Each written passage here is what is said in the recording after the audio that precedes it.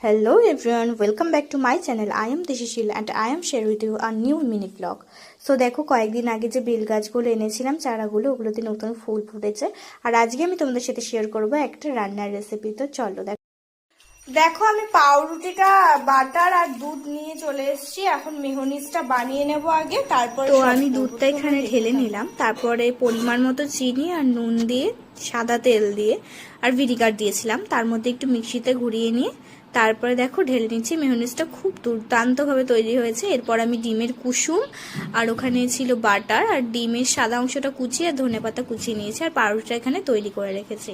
এর মধ্যে এবার ডিমের কুসুমটা মানে ব্লেন্ড করে তারপরে মেয়োনিজ দিয়ে আর এটা হলো গিয়ে গোলমরিচ দিয়ে ধনেপাতা আর ওদিকে একটুখানি কুচিগুলো দিয়ে দিচ্ছি ডিমের, দিয়ে নুন দিয়ে ভালো করে মাখিয়ে নেব। তার আগে দেখো রসুনটা দিয়ে দিয়েছি মাখানোর আগে, আর তারপরে লাল টমেটো সস দিয়ে দিয়েছি। এরপর ভালো করে ফাটিয়ে নিয়ে তারপরে আমি ডিমের সাদা অংশগুলো দিয়ে ব্যাটার তৈরি করে নিয়েছি ভেতরে দেওয়ার জন্য।